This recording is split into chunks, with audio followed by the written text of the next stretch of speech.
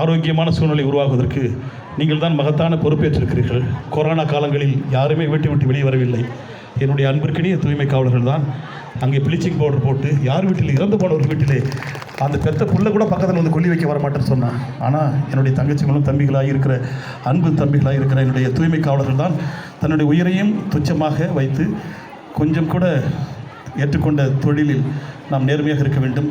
நம்முடைய தூய்மை காவலராய் ஒரு பொறுப்பேற்று விட்டோம். இந்த ஊரினுடைய காவல் தெய்வமாக நாம் இருக்க வேண்டும் என்பதனால் அந்த கொரோனா காலங்களில் எல்லா வீடுகளுக்கும் சென்று நீங்கள் ப்ளீச்சிங் பவுடர் கொடுத்து அவளுக்கான மாஸ்க் கையில் கொடுத்து அவள் கையில் எப்படி கழுவணும், கையை சோப் போட்டு எப்படி கையாளப்படுறது என்பதெல்லாம் நீங்கள் சொல்லிக் கொடுத்தீங்க.